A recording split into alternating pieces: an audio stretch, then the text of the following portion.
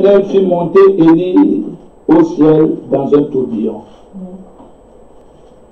Élie partait de Gilgal avec Élisée. Élie dit à Élisée, reste ici, je te prie, car l'Éternel m'envoie jusqu'à Bethel. Il répondit, l'Éternel est vivant, ton âme est vivante, je ne te quitterai point. Il descendit à Bethel. Les fils des prophètes qui étaient à Bethel sortirent vers Élisée et lui dit, sais-tu que l'Éternel enlève aujourd'hui ton maître au-dessus de ta tête? Et il répondit, je le sais aussi, taisez-vous. Élie dit à Élisée, reste ici, je te prie, car l'Éternel m'envoie à Jéricho. Il répondit, l'Éternel est vivant, ton âme est vivante, je ne te laisserai, je ne te quitterai point. Ils arrivèrent à Jéricho, les fils des prophètes qui étaient à Jéricho s'approchèrent d'Élisée et lui dirent, sais-tu que l'Éternel enlève aujourd'hui ton maître au-dessus de ta tête? Il répondit, je le sais, taisez-vous. Élie dit, reste ici, je te prie, car l'Éternel m'envoie au Jourdain. Il répondit, l'Éternel est vivant, ton âme est vivante, je ne te quitterai point. Et ils poursuivirent tous de leur chemin.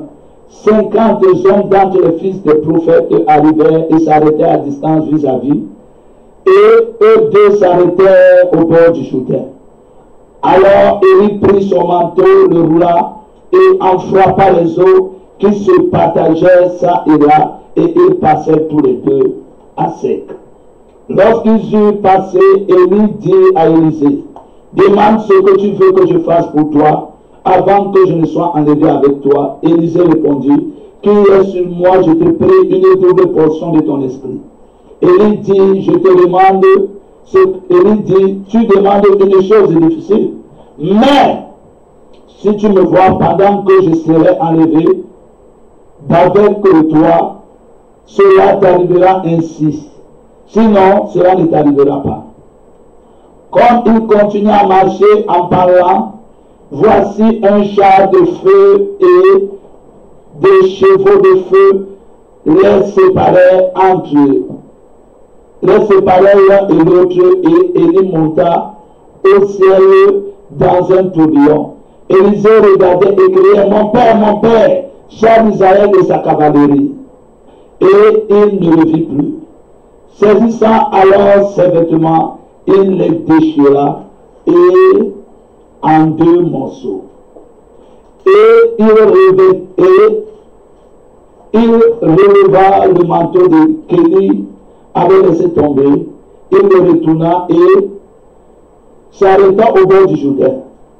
Il prit le manteau qu'Élie avait laissé tomber et il en frappa les eaux et dit, où est l'Éternel, le Dieu d'Élie? Lui aussi, il frappa les eaux qui se partageaient ça et là, et Élisée passa. Amen.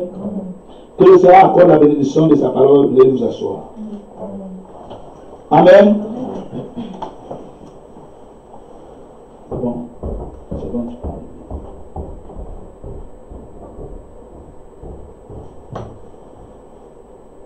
Amen. Dieu voyant que les jours d'Élie étaient comptés. Amen. Dieu voyant que les jours d'Élie étaient comptés, c'est Dieu, Élie était un grand homme. Élie, c'est un homme qui apparaît comme ça dans la Bible. On ne connaît pas son père, on ne connaît pas sa maman. On dit seulement Élie, un homme de Tisbite, un prophète. Élie apparut au règne d'Akab. Akab est défini comme le plus mauvais de tous les rois d'Israël. Comme la sémence du serpent. Est-ce que quelqu'un me dit amen? C'est ça Akab. Amen. Et généralement, à l'époque, comme Israël avait demandé au roi, vous savez l'histoire d'Israël, après Israël s'est divisé en deux, il y a eu Juda, il y a eu Israël. Amen. Israël était constitué de 10 tribus, et Juda était constitué de 2 tribus. La tribu de Benjamin et la tribu de Juda, c'était ceux qui constituaient la tribu de Juda. Donc Jésus, Dieu, avait pris toute la tribu de Benjamin, il les a fait fondre dans la tribu de Juda, et tous sont devenus un peuple, qu'on appelait Juda. Amen. Mais Dieu savait qui est de Juda, qui est de Benjamin. Amen. Mais tous les deux formaient une seule tribu qu'on appelle Juda. Amen. Et souvenez-vous, il a pris Benjamin parce que Benjamin, c'est un symbole. L'Adam a été créé, est le Benjamin de la création. Amen. Adam est le Benjamin de la création. Et Adam étant le Benjamin de la création, vous allez voir que Dieu a créé toutes choses et il a créé Adam en dernier pour que Adam puisse dominer sur toute la création. Amen. Adam représente l'homme. Donc l'homme a été créé pour dominer. Est-ce que vous comprenez? Amen. Il faut que l'homme reconnaisse qui il est. Parce que dans la chute de l'homme, l'homme a perdu connaissance de qui il est. Amen. Sa conscience a été touchée. Son intelligence a été obscurcie. Et c'est comme ça que Adam, Dieu lui a dit, quand nous allons dans la Genèse, Genèse chapitre 1, Dieu lui a donné un pouvoir qu'il a perdu. Amen. C'est ce que Dieu essaie de ramener à Adam. Amen. À cause du péché. Amen. Dieu essaie de ramener Adam à ce qu'il était. Il faut que l'homme sache d'abord ce qu'il était. Est-ce que quelqu'un dit Amen? Pour qu'il sache ce qu'il était. Ce qu'il était, c'est ce qu'on appelle le puzzle. C'est ce qu'on appelle quoi? Non. Excusez-moi. Ce qu'il était, c'est ce qu'on appelle l'image du puzzle. Le puzzle a toujours une image.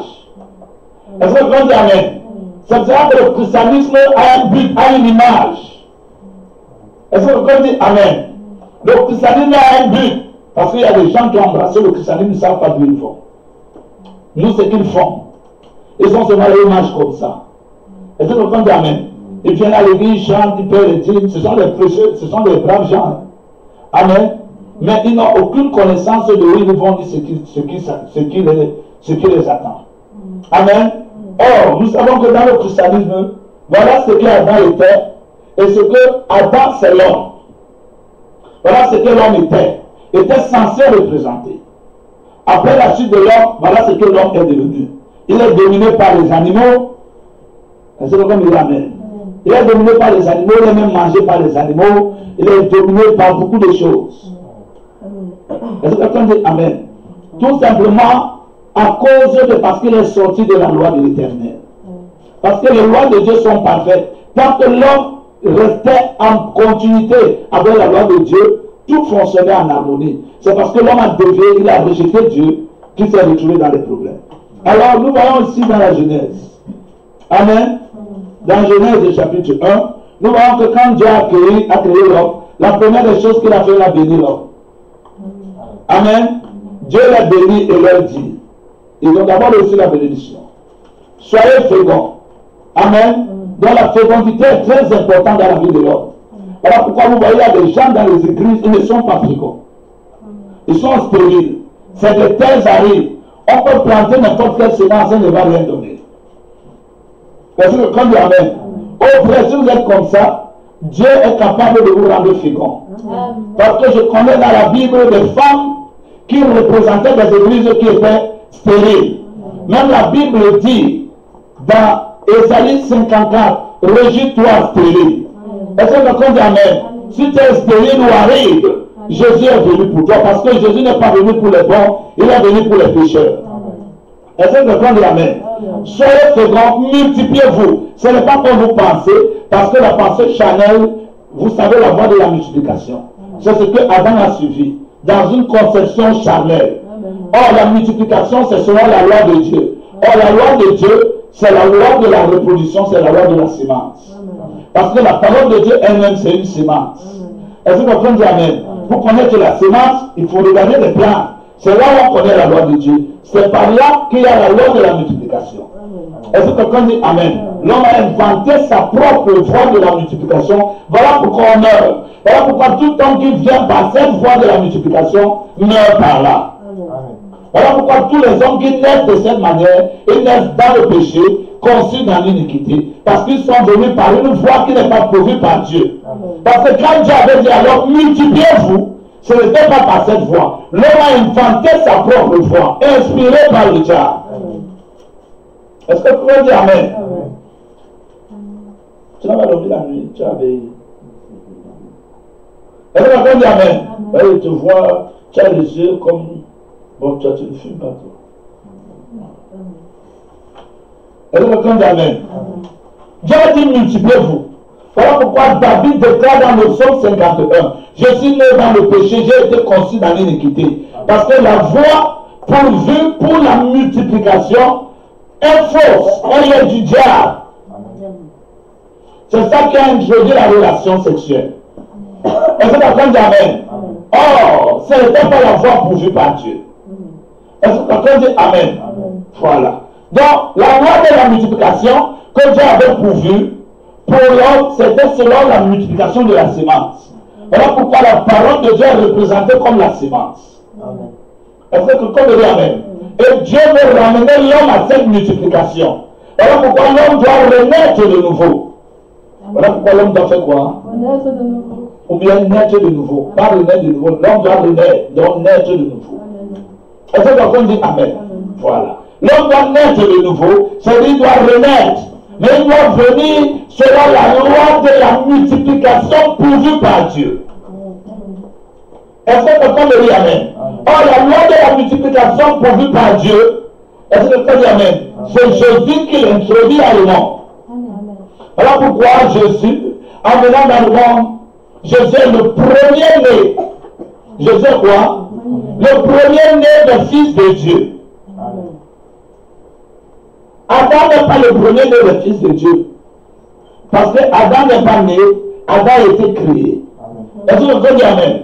Mais Jésus vient en tant que premier-né du Fils de Dieu. Et au travers de Jésus, Dieu a accompli la loi de la multiplication. Est-ce que quelqu'un dit Amen? Qui est la loi de la sémence. Voilà pourquoi Romains chapitre 8 nous fait comprendre ces choses, verset 28, ceux qu'il a connus d'avance, à partir du verset 29, il les a appelés, il les a prédestinés à être semblables à l'image de Jésus-Christ, afin qu'il soit le premier-né d'un grand nombre de frères. Or, quand Jésus-Christ, Romains chapitre 8, verset 28 à 30, or, quand Jésus-Christ vient dans le monde, quand Jésus-Christ vient dans le monde, on l'appelle fils unique. Parce qu'il est le seul fils de Dieu engendré. Est-ce que quelqu'un dit Amen?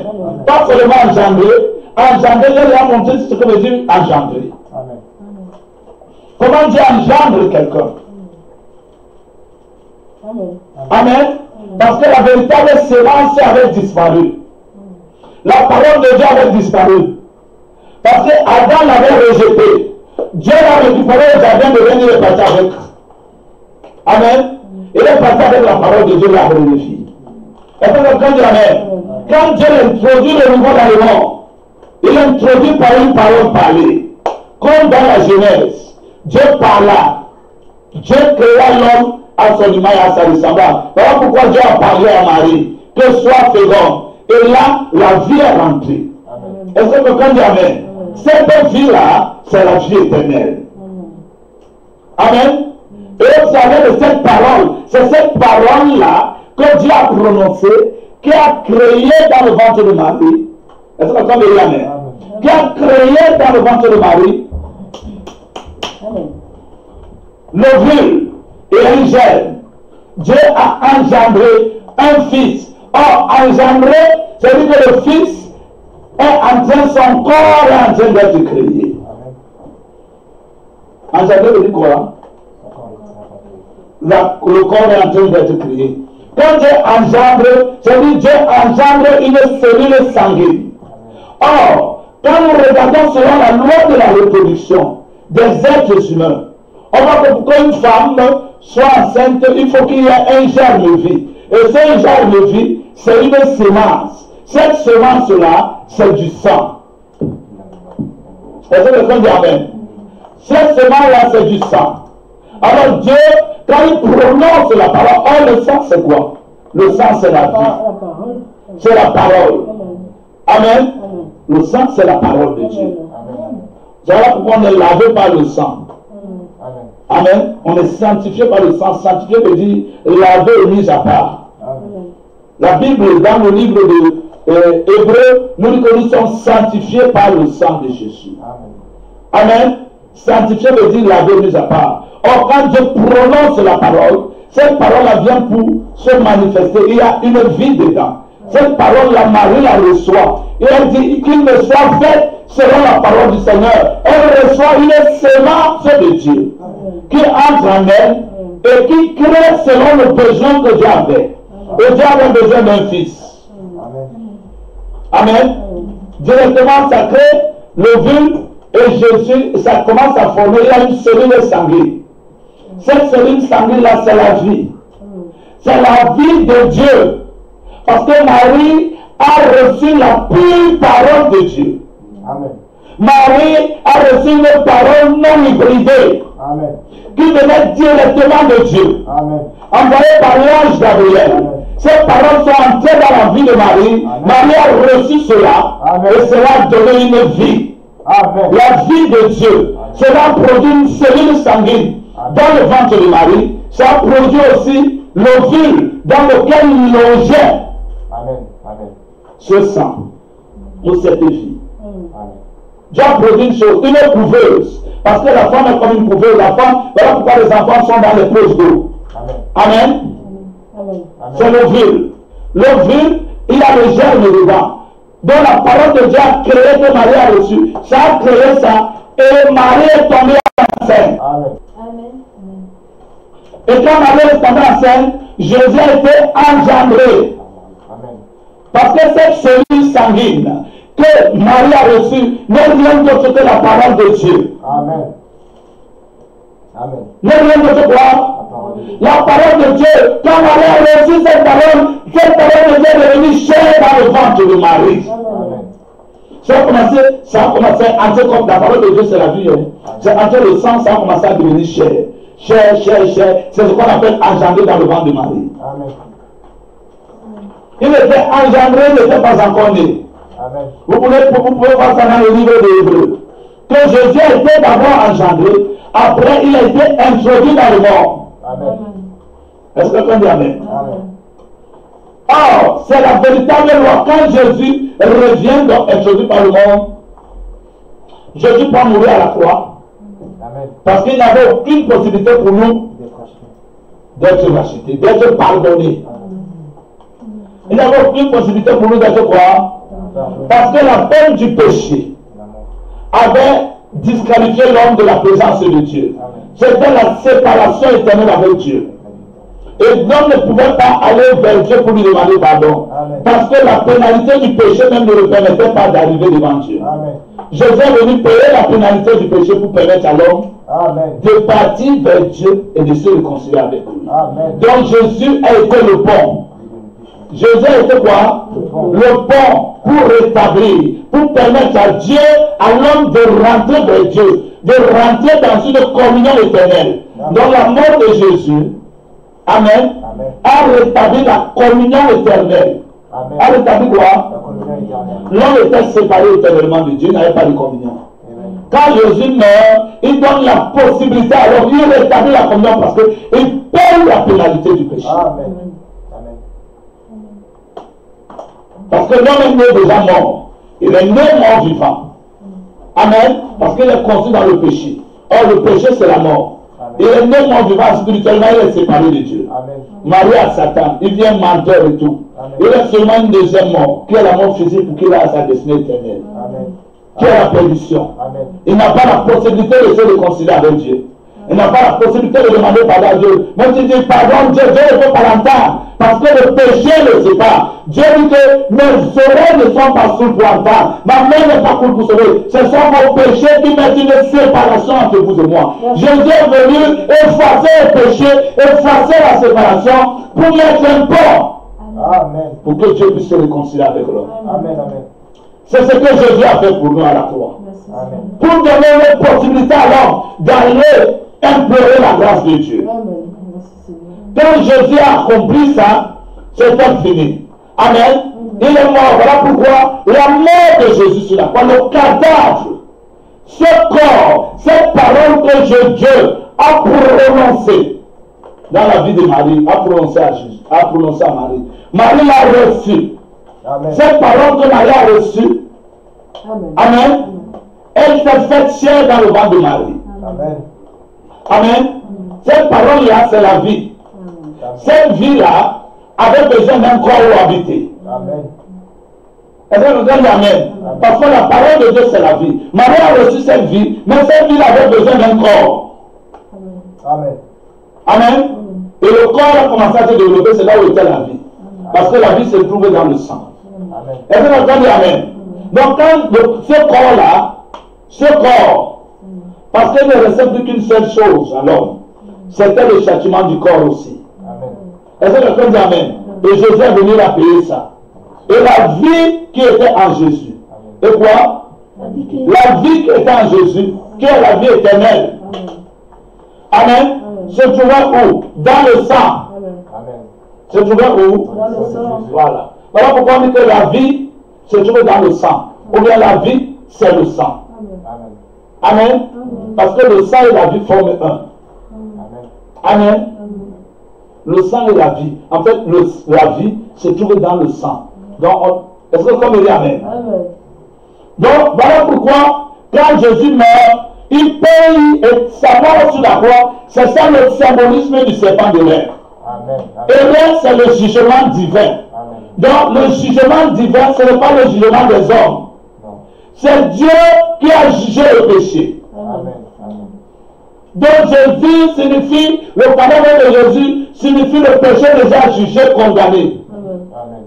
Est-ce que quelqu'un dit amen? Mais il faut que ça s'accomplisse dans la vie des êtres humains. Maintenant, voilà le péché condamné, jugé. Il faut venir avec le péché devant Jésus. Amen. Pour que tu sois expié, pour que ton péché te soit remis. Parce que Jésus a payé la pénalité. Amen. Alors, à partir de là, quand tu viens devant Jésus pour demander pardon, alors le sang de Jésus. Amen. Parce que Jésus, c'est lui la véritable sémence. C'est lui le grain. C'est lui la parole. J'ai dit que la parole de Dieu, c'est quoi? La sémence. Cette parole s'est faite chair. C'est ça la sémence. Et cette sémence est tombée. Elle est morte. Voilà pourquoi on a crevé Jésus. On l'a mis dans la tombe. La sémence est morte. Or, la loi de la sémence dit ceci. Quand un grain de blé tombe, quand un grain de blé fait quoi? S'il ne meurt pas, il demeure seul. Amen. Donc Jésus, étant la parole de Dieu, étant la sémence, il est tombé à la place des autres humains. Mais il était la pure parole de Dieu, non hybridée. Quand il avait la vie éternelle, la vie éternelle, ça veut dire qu'il ne peut pas mourir. Ça veut dire que quoi? Ça veut dire que s'il tombe pour mourir, il va seulement, la seule chose qu'il va faire, c'est se multiplier parce qu'il a la vie éternelle. Or, l'être humain, s'il tombe, il meurt. Il ne va plus se multiplier. L'être humain ne peut pas se multiplier. Est-ce que vous comprenez amen? Parce que l'être humain n'a pas la parole de Dieu. C'est la parole de l'homme. C'est la parole du diable. Jésus vient pour payer la peine de nos péchés. Il tombe, il vient comme la sémence. C'est la parole de Dieu qui devient chair. Cette parole de Dieu, c'est une sémence. C'est la vie. Voilà pourquoi Jésus est la vie. Cette vie-là, sa seule manière de se multiplier, c'est de mourir. Or, quand elle meurt, elle se multiplie. Est-ce que quelqu'un dit amen? Parce que la loi de la multiplication, selon Dieu, c'est que si la vie tombe, elle va se multiplier. Elle va faire quoi? Voilà pourquoi il fallait que Jésus meure. Est-ce que quelqu'un dit amen?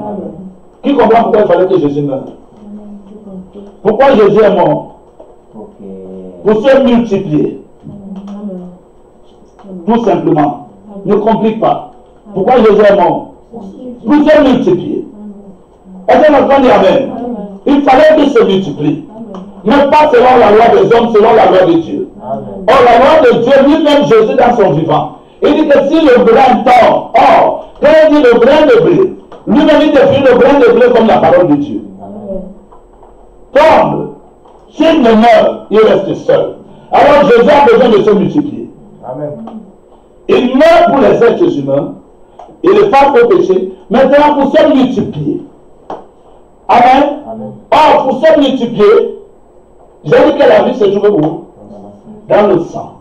Voilà pourquoi tous les êtres humains doivent passer par le sang. Est-ce que quelqu'un dit amen? Pendant que tu es en train d'être lavé par le sang, tu es en train d'être restauré. Tu es en train d'être quoi? Restauré. Parce que la vie se trouve dans le sang. La nouvelle naissance commence par la sanctification. Voilà pourquoi la sanctification est très importante. C'est à partir de la sanctification que tu reçois la vie. Mais pendant que tu es sanctifié, tu n'es pas encore né de nouveau. Tu es dans un processus de nouvelle naissance. Pendant que tu es en train d'être sanctifié, tu es engendré. Tu es quoi? Engendré. J'utilisais les termes, j'utilisais les mêmes termes que moi. Est-ce que vous pouvez dire amen? Ne mettez pas d'autres termes. Parce que j'utilisais les termes corrects et précis. Est-ce que vous pouvez dire amen? Pendant que tu es en train d'être sanctifié, tu es en train d'être quoi? Engendré. Est-ce que vous pouvez dire amen? Tu es en train d'être engendré. Engendré où? Dans l'église. Parce que l'église c'est une femme. Est-ce que quelqu'un dit amen? Tu es en train d'être engendré dans le ventre d'une femme. Parce que l'église est une femme. Est-ce que quelqu'un dit amen? Quelqu'un veut dire amen? Il n'y a pas d'engendrement en dehors de l'église. Est-ce que quelqu'un dit amen? Voilà pourquoi Marie représente l'église. Est-ce que quelqu'un dit amen? Dieu a créé la parole dans le ventre de Marie. Dans le ventre de Marie ici, vous sommes en train d'être engendrés la cellule sanguine qui est la parole de Dieu. Est-ce que quelqu'un veut dire amen? Et c'est ce qui se passe. Et pourquoi la parole de Dieu lave? Ça lève toute la saleté. Parce que le sang de Dieu est tout puissant. Est-ce que quelqu'un dit amen? Et pourquoi la cellule là entre. Or, c'est une vie qui est en train d'être mise dans des corps humains. Il y a des corps, mais les corps sans vie. Nous avons quoi? Des corps sans vie. Des corps sans vie. Quand nous venons à la croix, quand nous venons où? Quand nous nous présentons devant Jésus, à la croix, crucifié, devant le jugement divin de Dieu. Le jugement divin de Dieu s'accomplit sur le corps de Jésus. Souvenez-vous, le rein c'est le bronze. Et le rein signifie le jugement divin. Quand nous nous présentons là, est-ce que vous me amen? Nous voici présents devant le corps de Jésus. Amen. Reconnaissant, acceptant sa mort sur la croix, l'acceptant comme notre sauveur. C'est-à-dire qu'il a pris notre place. Amen. C'est-à-dire la vie, parce que la vie que nous avons à nous, nous avions à nous, c'est ce qu'on appelle le péché. Notre vie, c'est le péché. Notre vie n'est pas la vie de Dieu. Donc notre vie meurt. Jésus à la croix représente notre vie crucifiée. C'est ça le péché crucifié. Donc nous devons quoi? Quand nous acceptons réellement Jésus, c'est cela qu'il faut que quelqu'un sache pourquoi Jésus est mort à la croix. Quand tu acceptes réellement Jésus, c'est-à-dire que ta vie passée, ta vie mondaine, terrestre, humaine, charnelle, mortelle, elle est finie. Elle s'est arrêtée. Est-ce que vous me dites amen? C'est-à-dire ton vol est fini. Ton adultère est fini. Ton impudicité est finie. Ta rébellion, voilà ça qui est crucifié. Dieu a tué ça à la croix. Accepte seulement véritablement Jésus comme ton sauveur personnel. Pas faire semblant. Tu peux faire semblant. Mais quand tu l'acceptes véritablement, est-ce que quelqu'un dit amen? Maintenant, quand tu l'acceptes réellement, tu entres, tu deviens quoi? Tu deviens Romains chapitre 12. Amen. Tu deviens un sacrifice vivant. C'est-à-dire, quand tu l'acceptes, tu te sacrifies, tu meurs avec lui. Est-ce que vous dites amen?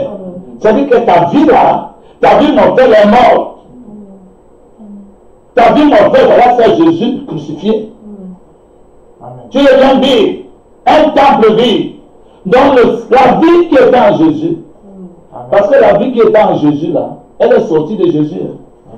Parce que Jésus est mort, il a été séparé. Il a été séparé corps, esprit et âme. Est-ce que comme dit amen? Donc si Jésus est sorti de ce corps là, la vie, donc cette parole de Dieu qui était en Jésus, elle sort de ce corps là. Elle a besoin d'un autre corps. Elle a besoin d'entrer dans ton corps. Mais avant d'entrer dans ton corps, tu dois passer par un processus. Tu dois être lavé. Tu dois être quoi? Lavé. Pendant que tu es en train de te laver, tu ne peux pas laver dehors. La mort de Jésus, quand tu l'acceptes, tu entres dans le ventre de Marie. Tu entres dans le ventre de qui? Tu entres dans le ventre de Marie. Dès que tu reçois Jésus, véritablement comme ton sauveur personnel, tu entres dans le ventre de Marie. Est-ce que quelqu'un dit Amen? Attention, Marie, c'est une vierge. Est-ce que quelqu'un dit Amen? Tu entres dans le ventre de Marie. Et le sang commence à faire son travail. Or, la vie, c'est dans le sang. Tu es lavé, purifié. Amen. Souvenez-vous qu'un homme commence par le sang. Après, il y a le corps. Mais là, c'est quoi? Il y a déjà le corps. Mais il n'a pas la vie. Quand tu entres dans le ventre de Marie, il te faut la vie. Ton corps commence à être nettoyé. Pendant que ton corps est nettoyé, le sang nettoie, la vie commence à s'installer en toi. La vie s'installe en toi sous forme de paroles, sous forme de semences. Donc dans ton corps, la semence de Dieu commence à s'installer. La semence de Dieu commence à faire quoi? À s'installer. Dans ton corps, la semence de Dieu, ça s'installe. Ça s'installe. Ça s'installe. Ça s'installe. Est-ce que quelqu'un me dit Amen? La semence de Dieu. C'est quoi la semence de Dieu? La parole de Dieu. Amen. Elle s'installe. Tu commences à être réformé. Amen. On enlève tes saletés. Ta manière de penser. Où? Ça se passe où? Dans le ventre de Marie. L'église qui est le ventre de Marie. Voilà pourquoi la Bible dit, au travers de son sang, au travers de quoi? De son sang, nous avons un libre accès dans le sanctuaire. Amen. Donc dans le ventre de Marie. Amen. Est-ce que vous pouvez dire Amen? Et le sang commence à nous laver. Frère, sans le sang, le sang c'est la vie éternelle. La vie éternelle c'est la vie sauvée de Dieu. La vie que Jésus a vécue sur la terre. Ça se trouvait dans le sang. Amen. Amen. Amen. Ça se trouvait où? Dans le sang. Amen. Quand Dieu a prononcé la parole, Marie, tu seras enceinte, Marie a reçu ça. Cette parole-là, c'est ça la vie. Elle l'a logée dans le sang. Cette parole-là devait habiter, devait se faire chair. Elle est entrée dans le sang. Amen. Est-ce que quelqu'un dit Amen? Et le corps a été formé au travers de ce sang-là. Est-ce que quelqu'un dit Amen? Amen. Et quand Jésus est né, l'Esprit de Dieu est venu vivifier la parole. Elle est venue vivifier quoi? La parole a besoin d'être vivifiée. Amen. Amen. Parce que la parole c'est une semence. Amen. Prenez une semence, vous mettez-la par terre. En hiver, vous pouvez attendre, elle ne va pas produire. Mais quand le feu, le soleil vient, quand le soleil frappe, ça reçoit les rayons du soleil. Les rayons du soleil réveillent la vie qui est en elle. Voilà pourquoi, quand tu es engendré dans le ventre de Marie, tu es bien engendré, lavé, préparé, engendré la vie de Jésus, parce que tu n'as plus de vie. Hein. Jésus a crucifié ta vie mortelle. Amen. Jésus a fait quoi? Tu es sans vie. Amen. Est-ce que vous faites Amen? Amen. Mais pendant que tu es sans vie, en toi là, dans ton corps là, les démons ont habité, ils ont laissé des marques. Amen. Ils ont laissé des empreintes. Amen. Le monde a laissé des marques en toi. Amen. Cela est effacé. Est-ce que vous faites Amen? Amen. Voilà. Cela est en train d'être effacé par le sang de Jésus. Pendant que le sang de Jésus efface, le sang de Jésus commence à letrer sa vie, ses informations. Voilà comment je parle. Voilà comment je me comporte. Voilà comment je mange. Voilà comment je chante. Voilà comment j'adore. Tout ça, on commence à introduire ces lois. Parce que la parole de Dieu, ce sont des lois. On commence à mettre ces lois en toi. Amen. Amen. Est-ce que comme il dit Amen? Ces lois sont mises en toi. Ces informations à l'église. Tu reçois. Tu es en train seulement d'être engendré. Tu n'es pas encore né de nouveau. Tu es dans un processus de nouvelle naissance. Amen. Non, tu parlais mal. On te dit que ton parler mal, là, ça ne marche pas ici. Il faut que la parole de Dieu nettoie ça. Amen. Arrogant, la parole de Dieu doit nettoyer. Égoïsme, la parole de Dieu doit nettoyer. Bandit, la parole de Dieu doit nettoyer. J'aime les chansons du monde, la parole de Dieu nettoie. La parole de Dieu est passée les chansons du monde dans ta vie. Amen. Là voilà. Elle disait, oh, vraiment les chansons de Dieu, vraiment, je n'aime pas trop. Tu te souviens de ça dans la voiture? Non, je ne sais même pas. Il ne faut pas dire qu'il faut mentir à l'église si tu ne te souviens pas, tu ne te souviens pas. Personne ne va dire Amen. Il ne faut pas dire Amen là après. Je me rappelle, moi je me rappelle une fois, elle avait dit que les chansons de Dieu, ça passe pas trop. Voilà, ça ne passe pas trop. Et là, on va dire Amen. Ça ne passait pas. Amen. Mais comme elle était dans le ventre de Marie, il fallait que ce soit les chansons de Dieu. Dieu a enlevé les chansons du monde. Dieu a mis les chansons de Dieu. C'est ça. Hein? Elle est dans le ventre de Marie. Beaucoup de choses se passent dans le ventre de Marie. L'église. C'est là où il y a la restauration. C'est pour cela que l'église, c'est le lieu saint. Le lieu de la sanctification. Sans la sanctification, il n'y a pas de nouvelle naissance. Il n'y a pas de nouvelle naissance. La nouvelle naissance, c'est pour voir Dieu. Quand on est dans un monde spirituel, dans le royaume de Dieu. Alors on doit passer par le ventre de Marie, qui est l'église. Église, le ventre de Marie, c'est le titre de la prédication. Amen. Est-ce que quelqu'un dit Amen? Amen. Amen. Et c'est là où quelqu'un est restauré, il est réformé. Il ne connaissait pas chanter, il commence à apprendre à chanter. Il ne connaissait pas prier, il commence à apprendre à prier. Parce que Jésus prie, mes frères. Et la vie de Jésus est en train d'être mise en toi. Amen. Est-ce que quelqu'un dit Amen? Amen. On inscrit la vie de Jésus en toi. Jésus chante. Vous savez que Jésus chantait. Alors il n'a pas. Après avoir pris la part, ils ont chanté les cantiques.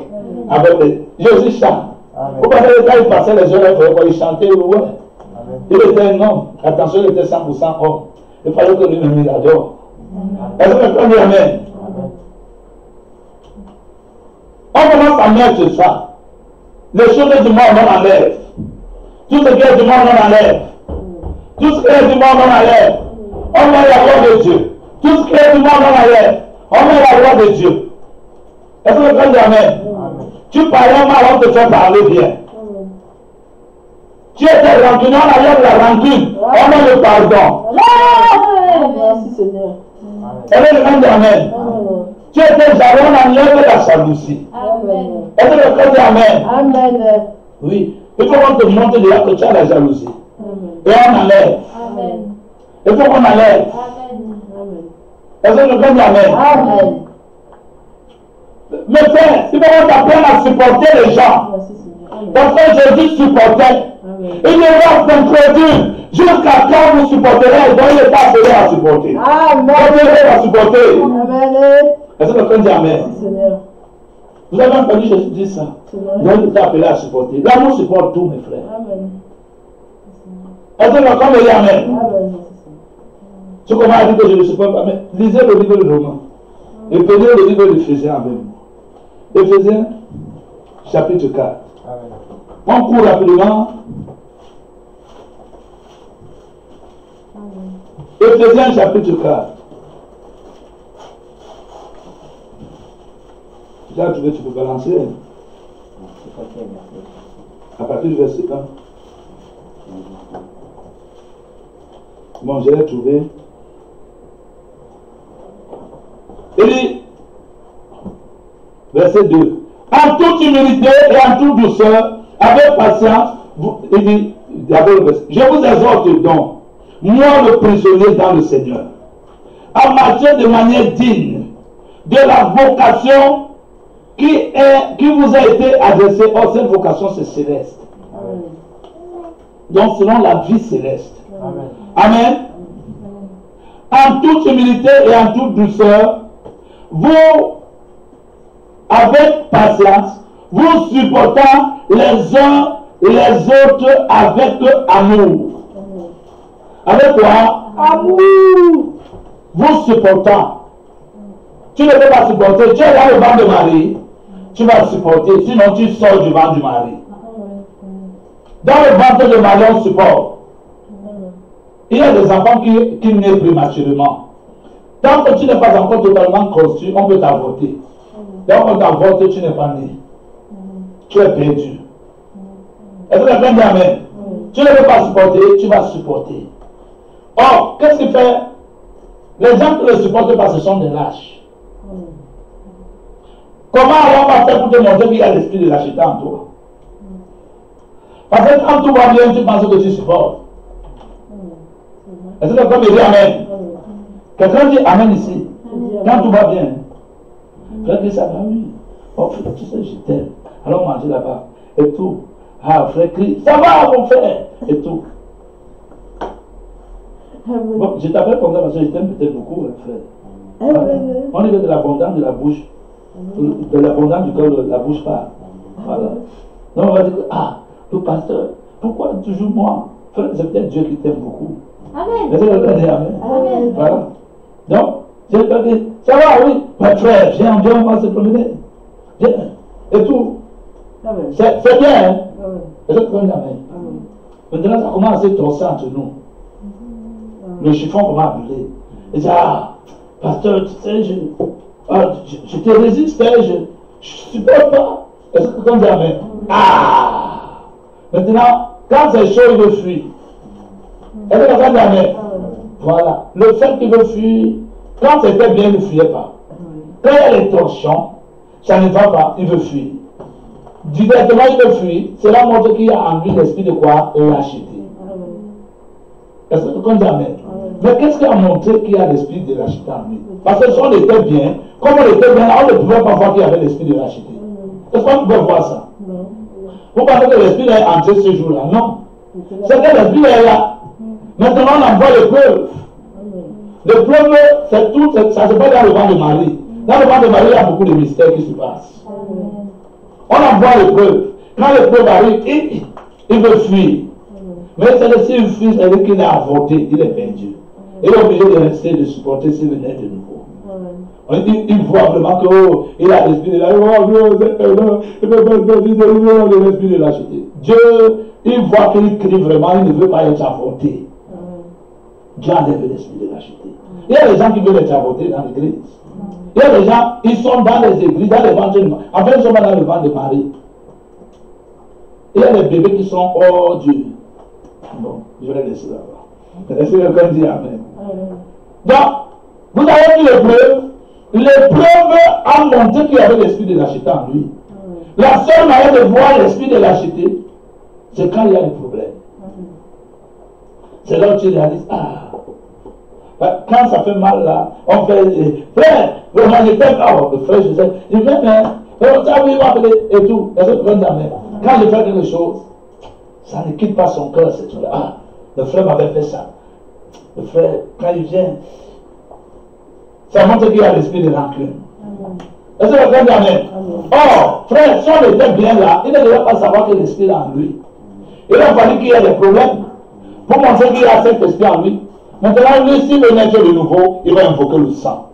Est-ce que le frère dit amen? Quand ça frappe, pendant qu'il fait là, il est en train d'être quoi? Il est en train d'être engendré, mes frères. Par le sang de Jésus. Parce que tout, sa vie est en train d'être crucifiée. Amen. Est-ce que le frère dit amen? Ce qui s'est accompli au calvaire s'accomplit dans son corps aussi. Pour nettoyer son corps. Que le péché, parce que ces péchés, la balance à qui qu'on a crucifié, mais quand le péché, est-ce que quelqu'un dit amen? Amen. Quand vous ramassez un verre de la poubelle, vous savez que le verre est sale, non? Amen. Voilà. C'est-à-dire tout ce qu'il y a dans la poubelle, là, c'est aussi, c'est encore dans le verre. C'est dans la poubelle que c'est aussi dans le verre. Toute la saleté de la poubelle se trouve dans le verre. Amen. Même si vous l'amenez ça, vous mettez ça à la vie, la saleté de la poubelle, là, c'est là dedans. Amen. Il faut laver. Amen. Est-ce que quelqu'un dit amen? Amen. On commence à être engendré. Engendré. Engendré. Il y a des gens qui fuient. Quand ils fuient comme ça, ils ne vont pas arriver. Le ventre de Marie est important. Est-ce que quelqu'un dit amen? Beaucoup de choses se passent là. C'est là où vous découvrez votre véritable vous. Est-ce que quelqu'un dit amen? Et vous acceptez mourir. Amen. Et plus vous mourrez, plus on met des informations en vous. À l'endroit de la rancune, on met la patience. On te met supporter tout. On met beaucoup de choses, mes frères. C'est là où l'homme change. Frère, si tu ne changes pas l'église, tu ne changeras nulle part. Mais il faut. Qu'est-ce qui te fait changer? C'est le sang. Par contre, ne changez pas le sang. Le vrai sang. Souvenez-vous que le sang de Jésus, c'est la pure parole, c'est la parole que Marie a reçue. Qui a la vie. Amen. Ça se conforte à la vôtre. Et tu vois comment tu es sale devant Jésus. Est-ce que quelqu'un dit Amen? Voilà pourquoi la nouvelle naissance passe par la sanctification. Sans la sanctification, il n'y a pas de nouvelle naissance. C'est vrai. Est-ce que les gens veulent dire Amen? S'il y a encore une vie qui n'est pas la vôtre, là, elle va mourir. Amen. Parce qu'il ne faut pas que vous naissiez chez Dieu. Hein. Chez Dieu, on ne naît pas boiteux. Non. Même les enfants qui sont boiteux. Hein. Il y a des enfants qui sont aveugles. Mais c'est parce que ce n'est pas la vie de Dieu. Non. Est-ce que vous dites Amen? Chez Dieu, tout est restauré dans le ventre. Amen. Quand l'enfant sait, ils sont parfaits. C'est vrai. Amen. Merci Seigneur. Vous avez déjà vu des enfants. On a vu que l'enfant, il a une malformation et tout dans le ventre de la maman. Les gens sont allés voir Dieu. Ils ont prié Dieu jusqu'à... Dieu a réparé dans le ventre. L'enfant n'est pas fait. La malformation a disparu. D'autres personnes, mon enfant est né. Il voulait une fille. L'enfant naît comme ça, on frappe décoration, on voit que c'est un garçon. Il dit à Dieu, Seigneur, c'est moi ce que tu avais demandé une fille. Dieu change le sexe. Est-ce que vous avez Amen? Dans le ventre, il y a beaucoup de mystères qui se passent. Il y a des miracles, frère. Dans le ventre de Marie, il y a des miracles. Il y a beaucoup de choses. Il y a toutes ces informations là. Il y a la vie là. Il y a la vie dans le ventre. Il y a beaucoup de mystères. C'est d'abord dans le ventre. C'est d'abord dans le ventre. D'abord ici parmi nous. Avant dehors. C'est quand on est qu'on va dehors. Qu'on est déjà prêt. Qu'on est dehors.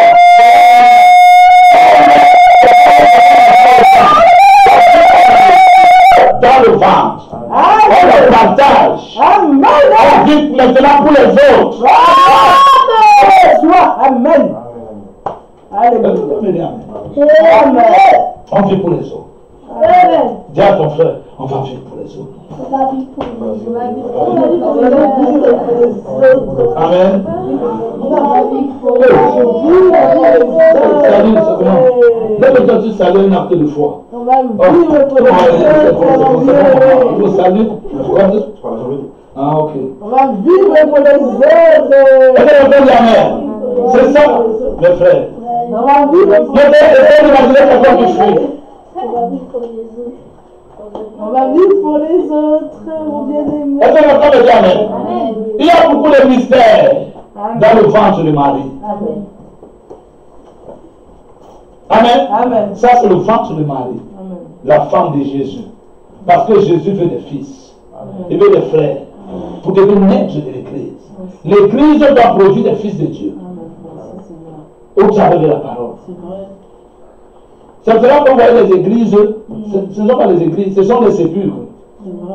C'est vrai. C'est des tombeaux. Il faut une pure parole de Dieu pour provoquer une véritable nouvelle naissance. Alléluia. C'est pour ça que les gens vont à l'église, ils sont bandits quand ils sortent bandits, murmureurs, critiqueurs, rancuniers. Pourtant, il est venu seulement avec l'esprit de banditisme. Il n'y a plus d'autres démons. En fait, des églises, ce sont des repères de démons. C'est vrai. Est-ce que vous comprenez ça? Il y a des églises comme ça, ce n'est pas le ventre de Marie. Ça, c'est le ventre des sorciers et de Lucifer. On appelle ça les camps de concentration du diable. Amen, c'est vrai. Est-ce que quelqu'un dit Amen? Amen. Vous entrez là-bas, vous sortez avec les démons. Vous étiez avec le diable. Vous étiez dans une réunion avec Lucifer. Vous avez reçu sa bénédiction, c'est les démons. C'est vrai. Il y a des églises comme ça. C'est vrai. Tu viens, tu n'avais pas l'esprit de murmure, tu rentres comme un murmure. Ah, frère, tu as vu ce qui s'est passé là-bas? Est-ce que quelqu'un dit Amen? Ça, c'est des esprits. Non, on est dans le ventre de Marie. Amen. C'est la pure parole de Dieu. Amen. C'est vrai. Pour engendrer la nouvelle naissance. Amen. Merci Seigneur. Est-ce que quelqu'un dit Amen? Amen. Voilà pourquoi, dans le ventre de Marie, on est engendré. l'enfant commence à grandir dans le ventre de Marie. Amen. L'enfant commence à faire quoi? Grandir. Voilà pourquoi il y a un temps. 9 mois, c'est symbolique. Est-ce que quelqu'un dit Amen? 9 mois sur le plan spirituel, je ne sais pas ce que ça donne. Demandez à Dieu. Mais c'est symbolique, ça dit qu'il y a un temps bien déterminé. Et quand dans le ventre, est-ce que quelqu'un dit Amen? Merci Seigneur. Et dans le ventre de Marie, l'enfant se nourrit. Amen. Vous savez ça? Quand vous prenez, vous commencez à nourrir. On dit qu'il est déjà prêt pour qu'on envoie dans le monde. C'est vrai? Non. Il y a d'autres qui sont. Ils mûrissent après. Ils n'ont même pas besoin de faire 9 mois dans le ventre. Ils sont déjà prêts. Je dis que non, lui il est fort. Il est très fort, c'est le grec. Envoie-le même à 7 mois, il est bien portant. Avec le poids correct. Est-ce que quelqu'un dit Amen? C'est le monde qui appelle prématuré. Dieu ne l'appelle pas prématuré. Est-ce que quelqu'un dit Amen? Il est venu pour accomplir une mission. Il a accompli sa mission, il repart. Est-ce que quelqu'un dit Amen? Il y a une urgence. Est-ce que quelqu'un dit Amen? Il y a une urgence quelque part. Dieu regarde parmi ses enfants pour le mari. Et dit, tout le monde, il faut 9 mois, mais il y a un là qui a 7 mois, l'autre là, il a des attitudes terribles. On peut l'envoyer. Il sort. Est-ce que quand Dieu Amen? Cela dépend de votre vie de prière, votre attachement à la parole, votre récession, la révélation que vous avez quand vous êtes dans le ventre de Marie. Le ventre de Marie n'est pas seulement l'église. Parce que quand on voit l'église comme les 4 buts, l'église c'est nous ici, sur le plan spirituel. La vie que nous vivons, à la maison, partout, et tout, c'est ça, nous sommes dans le ventre de Marie. Est-ce que quelqu'un dit Amen? Amen. C'est là où nous sommes engendrés. Pour attendre le temps de la naissance. Le temps de la naissance, c'est là où, quand nous sortons, le Saint-Esprit vient. Nous sortons déjà quoi? La parole de Dieu. Quand nous sortons la parole de Dieu, le Saint-Esprit vient vivifier ça, mettre ça en action. Est-ce que quelqu'un dit Amen? Amen. Compris. C'est là qu'on va dire, on entend le bruit. Le bruit! C'est qui? On a volé!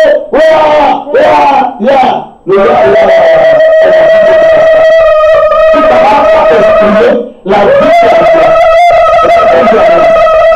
c'est le ministère de la nouvelle naissance. Dans le ventre de Marie, la sanctification est importante. Est-ce que quelqu'un dit Amen? Donc nous voyons ici, c'est ce qui se passe. En fait, ce n'est pas dans le ventre de Marie. C'est ce qui s'est passé dans la vie d'Élisée. Est-ce que quelqu'un dit Amen? Élisée représente, Élisée, comme vous voyez, Élie représente Jésus. Est-ce que quelqu'un dit Amen? Jésus a besoin de frères. Jésus veut partir. Jésus n'est que venu pour être modèle. Jésus est l'accomplissement de tout ce qu'on a dit dans le Nouveau Testament. Mais dans l'Ancien Testament, l'accomplissement de tout ce qui est dit dans l'Ancien Testament. Jésus est la réalité. Je vous ai déjà pris l'ombre de la réalité. Je vous ai déjà pris l'image. Quand tu regardes dans le miroir, quand tu regardes quoi? Dans le miroir. La personne que tu vois dans le miroir, c'est ton image. Donc Jésus est la réalité de tout ce qu'il y avait dans le miroir. Donc de tout ce qu'il y avait dans le Nouveau Testament, Jésus est la réalité de ça.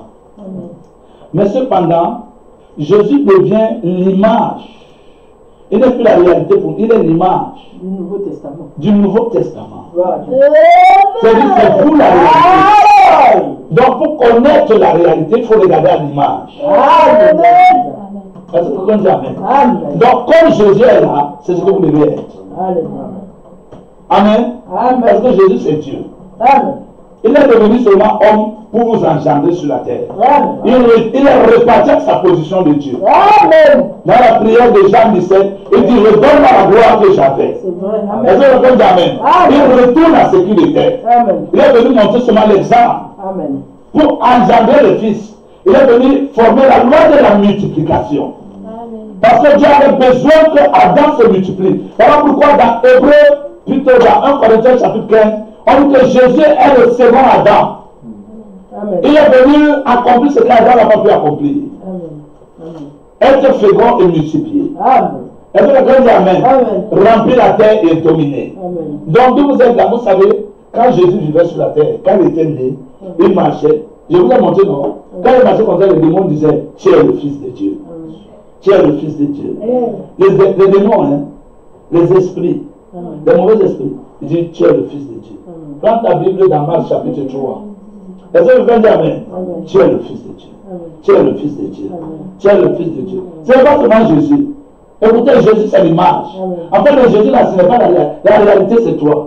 Il faut que tu marches comme ça, le démon, tu vas dire, tu es le Fils de Dieu. Tu es le Fils de Dieu. Tu es le Fils de Dieu. Est-ce que vous faites amen? C'est ce que Dieu attend. C'est toi là. La vie de Jésus là, c'est toi. Voilà pourquoi Jésus t'a demandé d'offrir ton corps comme un sacrifice vivant, saint et agréable. Parce que c'est ton corps qui est le temple du véritable Jésus. Ton corps est le temple du Saint-Esprit. Lavé et purifié dans le ventre de Marie. Est-ce que vous dites amen? Jésus encore, il se tient comme ça, on dit Jésus vient. Pardon, place-toi ici, laisse seulement qu'on touche ton habit. On ne te touche pas ton habit. Les gens touchent l'habit comme ça et ils sont guéris. Non, c'est pas n'importe qui. Les gens qui ont la révélation. Parce que pendant que les gens le touchent et ils sont guéris, il y a d'autres qui l'insultent, j'ai vu. Mais il faut qu'il y ait des gens qui aient la révélation.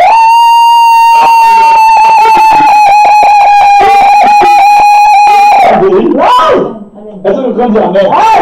C'est un problème de révélation. Est-ce que quelqu'un dit amen? Jésus là, c'est toi. Les gens doivent s'approcher avec révélation. Parce que Jésus n'est que l'image. Écoutez, j'ai parlé du miroir. La personne que vous voyez dans le miroir, c'est Jésus. La personne que vous voyez dans le miroir, c'est qui? Et la réalité, c'est vous. Merci Seigneur. En fait, quand vous regardez dans le miroir, Jésus.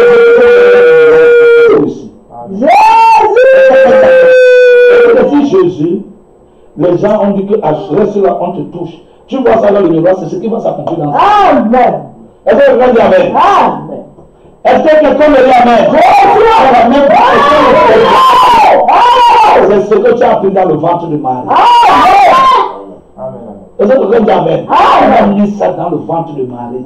C'est qu'on te fait comprendre. La vie de Jésus, c'est ta propriété personnelle, ce que tu reçois dans le ventre de Marie.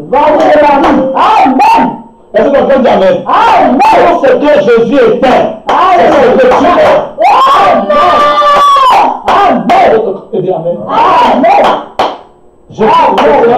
Jésus, il n'est plus. Quand on dit dans Jean chapitre 1, et nous savons contempler sa gloire, comme la gloire du Fils unique venu. Mais il n'est plus Fils unique. Et Jean chapitre 8. Oh man. Chapitre 8. La Bible dit que ce qu'il a connu d'avant, il est prédestiné à être semblable à l'image de Jésus. D'un grand nombre de frères. Romain dit qu'il est le premier-né. C'est un mystère. Quand on appelle Fils unique, c'est un mystère.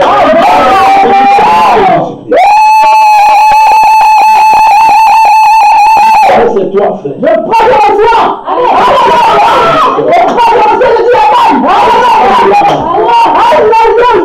Amen. Oh. Amen. Jésus.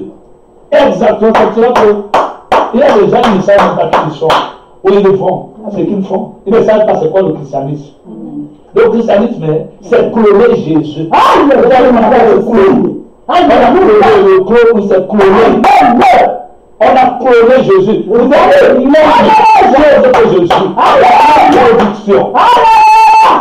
La même vie. Le même caractère. Le même comportement. C'est ce qu'on appelle Jean 14:2. Amen. En vérité, je vous le dis. Celui qui croit en moi, demandez à Jésus de vous aider à croire. Amen. Amen. C'est vrai. Celui qui fait quoi? Qui croit en moi. Qui croit en moi, les œuvres que je fais, les feront aussi. Amen. Et il la fera de plus grand. Le prophète dit que le plus grand, ça veut dire davantage. Amen. C'est cela qu'on revient dans Élie et Élisée. Est-ce que quelqu'un dit Amen? Amen. Élie représente Jésus. Amen. Est-ce que quelqu'un dit Amen? Qu'il le soit, Élisée représente toi. Amen. Et il veut partir dans la gloire. Amen. et il laisse son esprit. Amen. Je veux une double portion. Amen. Pour que tu fasses 2 fois les œuvres que Jésus a fait. Tu Amen. fasses davantage. Amen. Amen. Davantage. Pas le même, mais davantage. Amen. Amen. Amen. Ce n'est pas moi qui ai écrit. Amen. C'est Jésus. Amen. C'est Jésus, mes frères. Alléluia. Gloire à Dieu. Merci Seigneur. Est-ce que vous comprenez? Amen. Si Jésus dit silence à la mer, Amen. tu es capable de dire silence à la mer. Amen. Tu es capable de calmer la table. Tout ce que Jésus a fait là, tu es capable de le faire. C'est vrai. Merci Seigneur. C'est la vérité. Est-ce que tu peux dire que tout ce que Jésus a fait, je suis capable de le faire? Jésus a donné la vie aux gens. Ça veut dire que tu es capable de donner la vie aux gens. Amen. Jésus était le Fils unique venu du Père, venu donner la vie. Amen. Jésus était le plus... je parle de Jésus. Quand il parle de Jésus, il parle de toi. Amen. Je reçois. Est-ce que quelqu'un dit Amen? Amen. Je prends. Je reçois. Jésus n'a pas vécu sa vie pour lui, il a vécu sa vie pour les autres. Alléluia. C'est toi là. Tu Amen. ne vis pas pour toi, tu vis pour les autres. Amen. C'est vrai que dans le ventre de Marie, on doit enlever l'égoïsme. Alléluia. Est-ce que quelqu'un dit Amen? L'égoïsme, c'est vivre pour toi. En tout C'est cas. vrai quand tu sors, tu ne Amen. vis pas pour toi, tu vis pour les autres. Alléluia. Jésus a donné sa vie pour les autres. Merci Seigneur. Il a vécu pour les autres. Amen. Pour que les autres soient bien.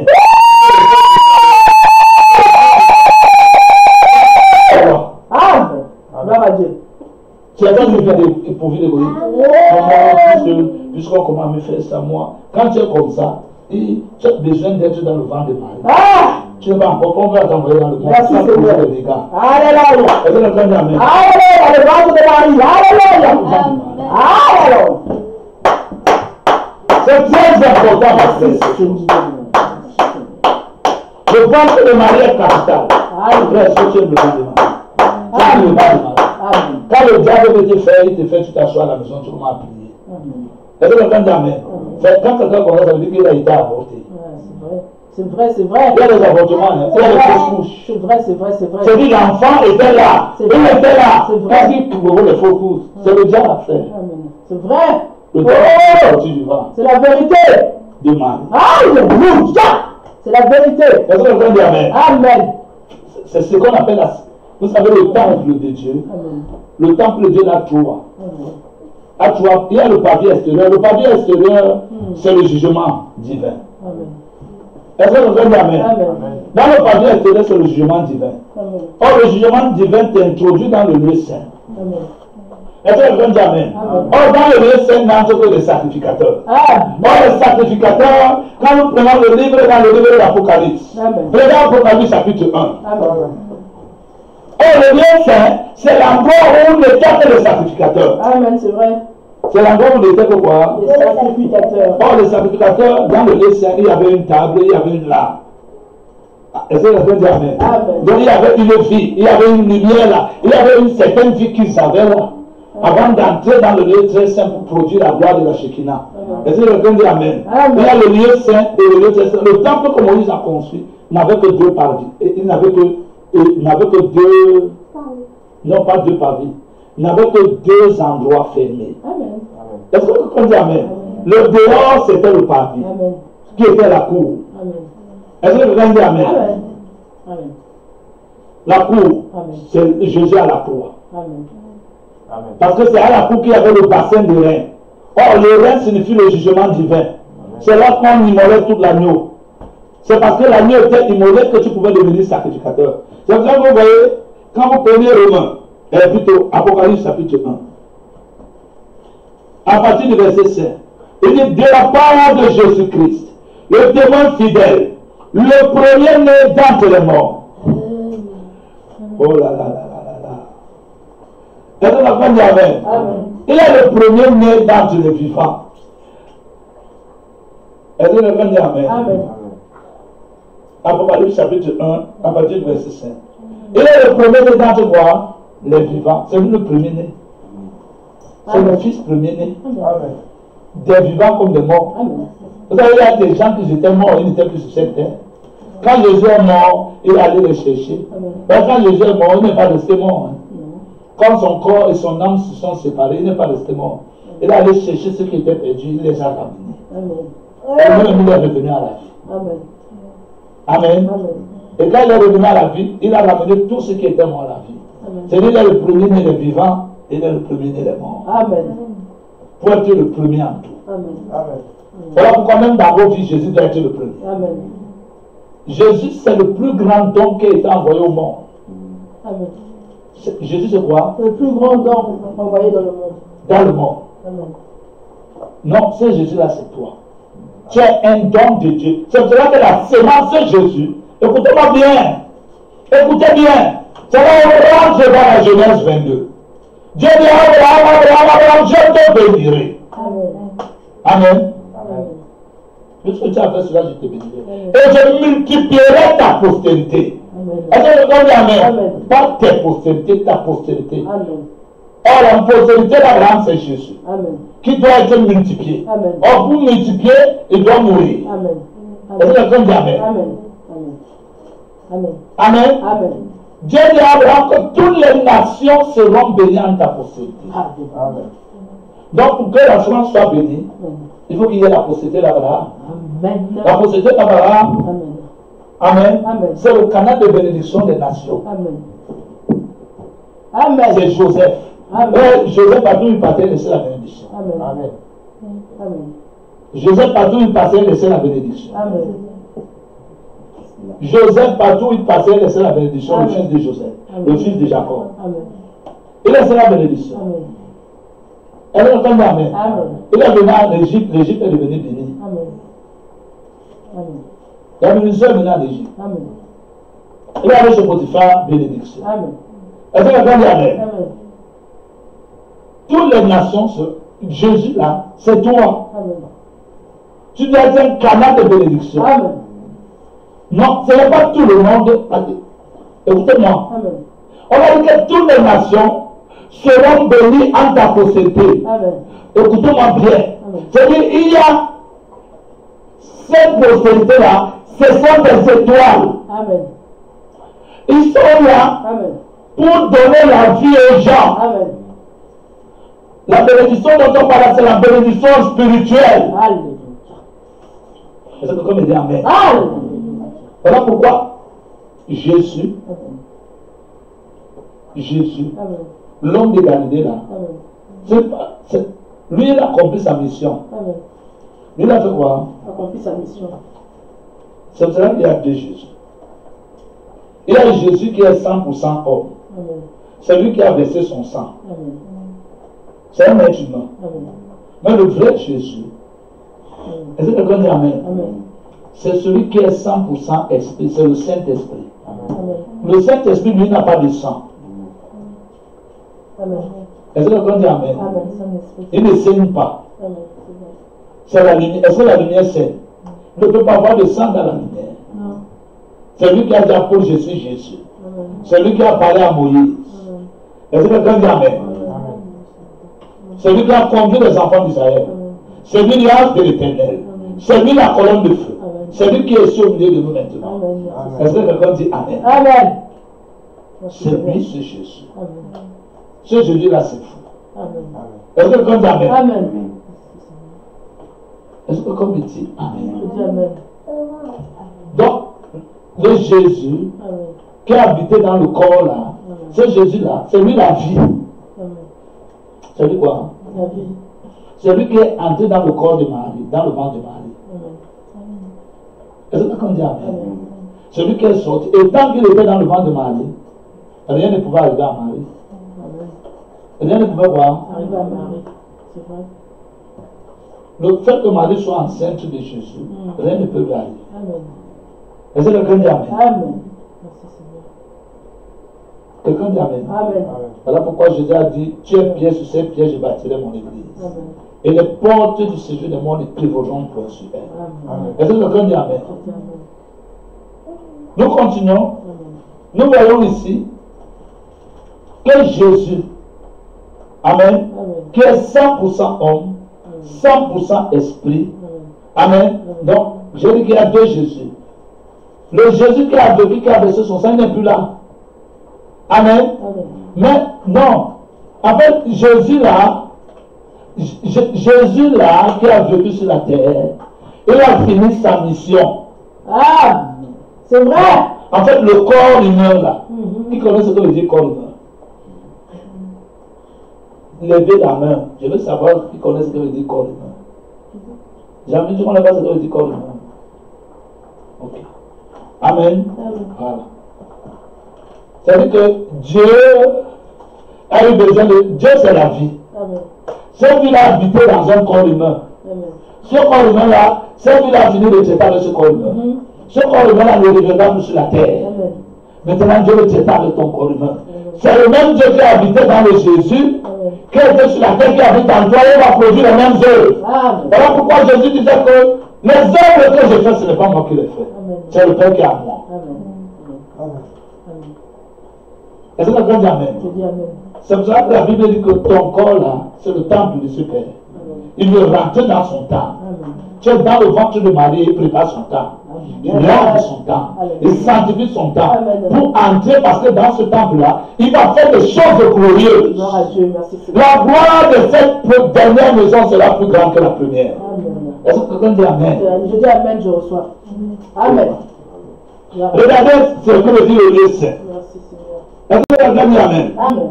Le lieu saint. Quand nous lisons dans Hébreu, le lieu saint, c'est là où entrent les sacrificateurs.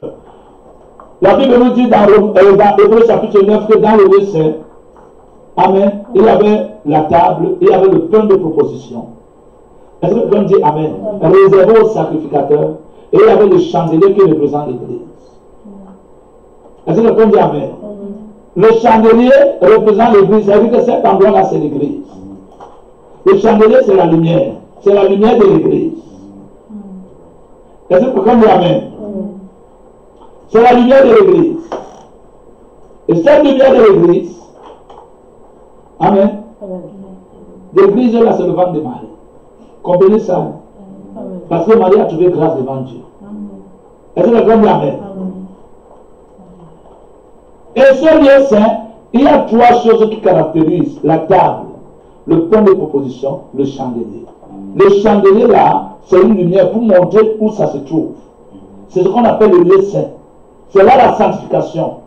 C'est là où l'enfant est engendré. C'est là où l'enfant se nourrit. Amen. Le pain de proposition là, c'est le pain c'est la vie. C'est pour cela que Jésus dit, je suis le véritable pain qui est descendu du ciel. Est-ce que quelqu'un dit Amen? C'est ça la parole. Le pain là, c'est la parole.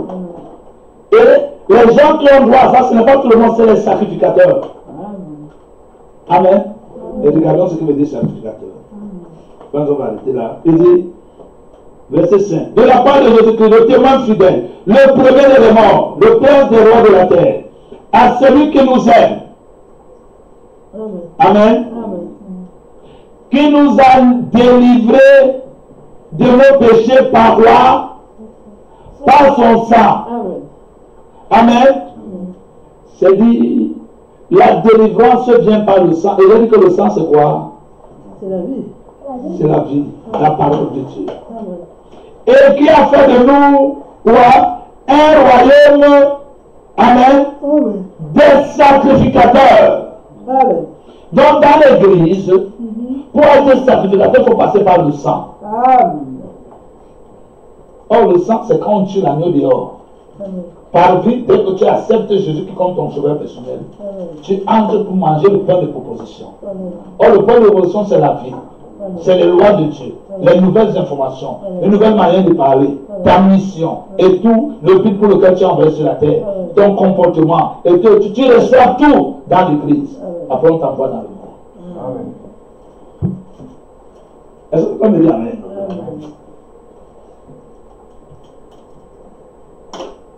Donc nous comprenons avec ceci, c'est quoi? Où je vais en venir avec ceci? Est-ce que quelqu'un dit Amen? Quand Élie est venu voir Élisée, nous rentrons dans 1 Chronique chapitre 19. Mais tu n'as pas besoin de prononcer, de projeter. Quand Élie, c'est Dieu qui fait le choix. Personne n'est venu ici de lui-même. Qui est venu de lui-même? C'est Dieu qui fait le choix. C'est Dieu qui appelle. C'est Dieu qui choisit. Dieu savait que Jésus va partir. Mais il fallait des remplaçants de Jésus. Il y a eu des remplaçants de Jésus au travers de toutes les générations.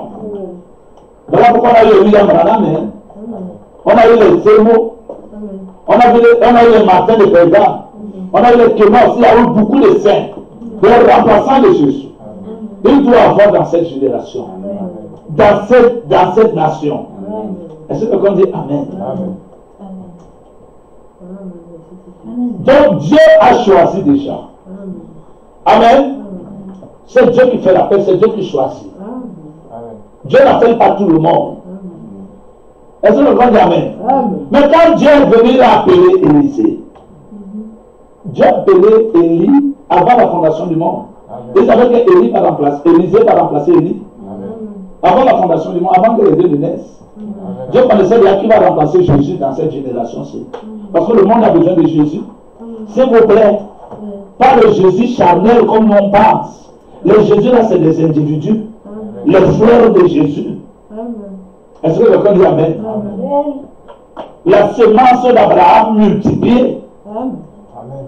Frère, quand je dis que je vais multiplier la Bible ici, ça veut dire qu'on va avoir plusieurs Bibles comme cela. C'est vrai ou ce n'est pas vrai? C'est-à-dire si la Bible c'était, on va avoir les mêmes identités. Où ça a été multiplié. Donc, vous regardez Jésus. Au travers des âges, on repense au travers des âges. Il s'agit de nous. Est-ce que quelqu'un dit Amen? On appelle Élisée, on dit viens. Allez, viens, c'est toi, c'est toi. Est-ce que quelqu'un dit Amen? Quand on est venu à lui, qu'est-ce qu'on a fait? On a pris une robe et on l'a lancée. Il a essayé la robe. Il a repris la robe.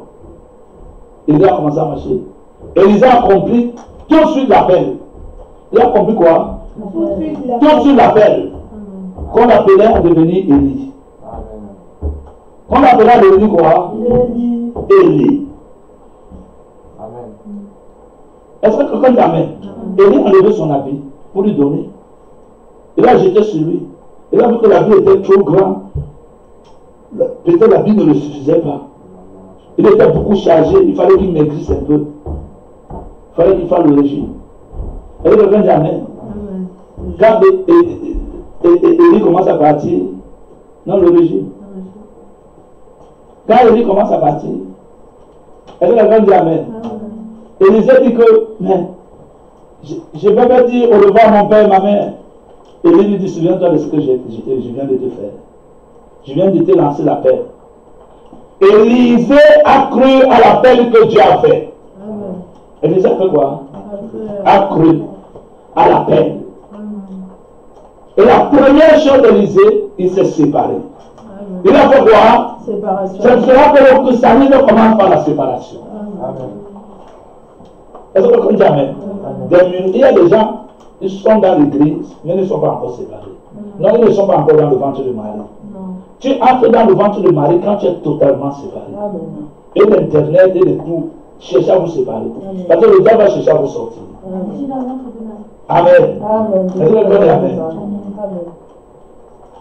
Donc il y a totalement la séparation. Et la preuve c'est que quoi? Élisée a dû prendre même le bas dans lequel il travaillait. Donc ce qui était sa vie passée, c'est ce qu'il a brûlé. Il a offert en holocauste. Vous comprenez? Il travaillait avec les bœufs. Quand Élisée vient le trouver, Élisée l'a trouvé avec la 12e paire des bœufs. Il était en train de travailler dans le monde avec la 12e paire des bœufs. Quand Élie a jeté, il a pris cette paire de bœufs, il a sacrifié ça. Donc il a sacrifié son travail. Il a sacrifié sa vie. Il a offert ça, il a offert cette vie à Dieu. Amen. Il est parti suivre Élie. Est-ce que quelqu'un dit Amen? Et ça a pris 10 ans pour qu'il devienne Élie. Pour qu'il puisse, pour que la robe là le suffise. Ça a pris 10 ans dans le ventre de Marie. Il était avec Élie. Il regardait comment Élie faisait les choses. Il regardait. Il avait plein d'informations. Est-ce que quelqu'un dit Amen? On voulait savoir si. Il fallait qu'il croie à son appel. On a fait l'appel une fois. Il savait déjà ce que Dieu attendait de lui. J'avais que Dieu est sur là, Dieu n'est pas là, c'est pour être ce monsieur-ci. Est-ce que quelqu'un dit Amen? C'est vrai que quand Élie partait, Élie dit que dit, quoi tu? Mais Dieu est vivant, ton âme est vivant, je ne te quitterai pas. Est-ce que quelqu'un dit Amen? Frère, il savait ce qu'il voulait. Oh man. On va continuer ça prochainement. Parce que le temps fait vraiment défaut. Est-ce que je comprends Amen? Oh, le ventre de Marie. Je laisse à tout le monde dire un mot de prière au Seigneur.